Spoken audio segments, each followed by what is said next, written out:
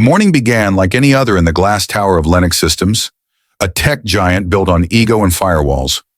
Executives buzzed around in suits sharp enough to cut steel, interns clutched tablets like lifeboats, and a boardroom 3 floors up was prepping for a make-or-break investor pitch that could raise billions. At the center of it all stood Victor Lane, the CEO, hair graying at the temples, fingers tapping anxiously on his desk. But just as the lights dimmed for the first slide, the entire building blinked. Screens froze. Lights flickered. Servers went silent. Phones died. The lifeblood of the company stopped cold. Panic rushed in like floodwater. And in that moment, every system they'd built trust on collapsed. All except one. The one no one ever noticed. Down in the lobby, tucked into the corner behind a potted ficus, sat someone no one had planned for. A small, quiet kid in a threadbare hoodie, legs swinging over the edge of a too-tall bench. Her name was Mina. She waited there every day while her mother, the night janitor, worked the early shift. Most days she stayed invisible, sketching in an old notebook filled with half-drawn circuits and strange code. She watched the chaos unfold like a quiet observer in a zoo. Her pencil paused. A word she'd overheard upstairs, loop failure, etched into her memory. Her eyes narrowed. It meant something. She wasn't part of the system, but she understood it better than anyone who built it. Upstairs, chaos was breaking into factions. Engineers blamed software. Security screamed about a breach. Someone suggested sabotage. Another insisted it was internal. Nothing worked. Not the backups, not the firewalls, not even the encrypted admin terminal. The entire company had ground to a halt, and the higher-ups were cracking. Victor Lane stood in the middle of it all, rage and helplessness battling in his throat. He threw a chair, shouted orders. His billion-dollar empire was frozen by code he couldn't even begin to understand. And no one, not a single expert, had a clue where to begin. All of them were guessing. All of them were wrong. Mina stood up, slowly, notebook in hand. Her mother would have told her not to get involved, to stay quiet, stay small. But the voices echoing through the glass halls weren't saying anything new. They were saying things she'd read before, in forums, in scraps of stolen code, in broken machines she'd pulled from dumpsters. She walked toward the elevator shaft, unnoticed until she spoke. Just one sentence. "Did anyone check the overflow loop?" The room fell into stunned silence. Someone laughed, sharp and dismissive. "Who let the janitor's kid in?" But one face in the crowd, a younger intern named Drew, blinked hard. He didn't laugh. He turned to her and said, "Wait, what did you just say?" They didn't have any options left. The entire system was down, and the investors were threatening legal action.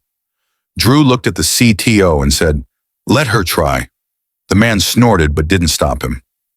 No one thought she'd get far. Mina stepped up onto a rolling chair, pulled the keyboard toward her like it was an old friend, and started typing. No panic, no hesitation, just rhythm. She typed with the kind of quiet confidence no certificate could give you, and the engineers watched, first with disbelief, then with awe. On the third line of her code, the screen blinked. Not a full reboot, just a heartbeat. The system stirred, and everyone held their breath. Mina hadn't learned from textbooks. She hadn't attended computer camp. She learned because there was no one to teach her, because sometimes a broken microwave was the only tutor she had. She'd taken apart radios, rewired calculators, and once rebuilt an old router using copper strips and gum wrappers. Her teachers had called her distracted. Her mother had called her busy-minded. But what she really was fluent in a language no one ever expected her to speak. This wasn't luck. This wasn't a guess. This was a child who had trained her brain in the shadows and finally stepped into the light. Behind the reinforced glass wall, Victor Lane stood watching. He hadn't moved in minutes. The girl's face was pinched in focus. Her fingers danced. Her mother's mop bucket sat by the elevator. The world had flipped upside down. Somewhere in the back of his mind, Victor remembered someone, a girl from his childhood, quiet, always building radios out of junk.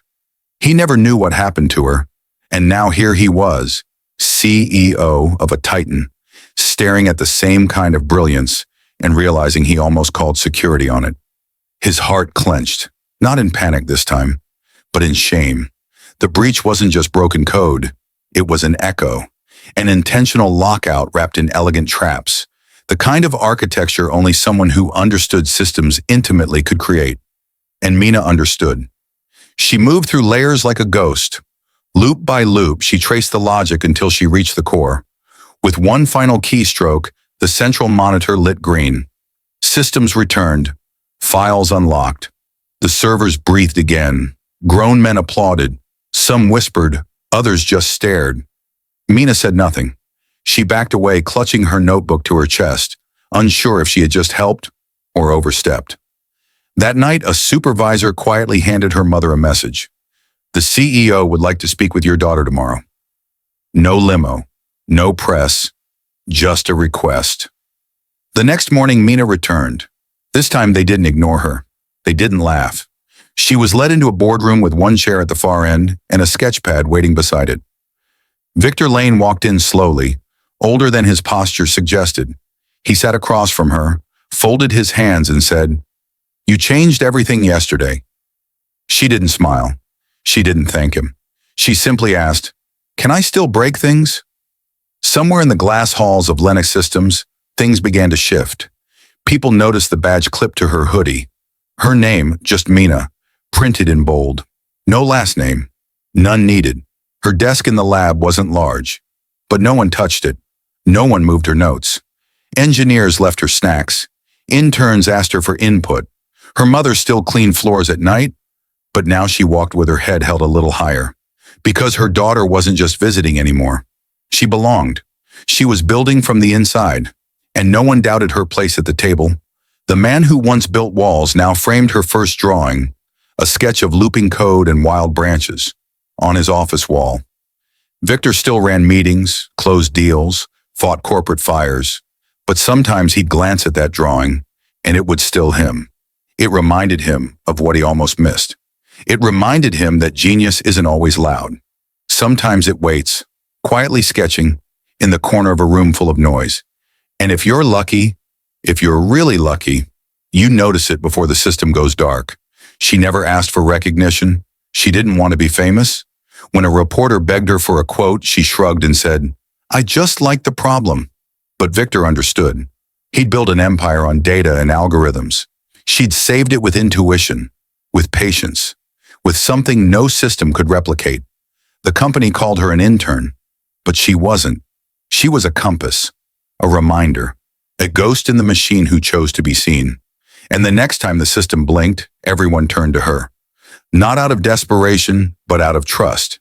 She still rode the same bus, still scavenged broken calculators from trash piles, still drew strange things in the margins of old notebooks.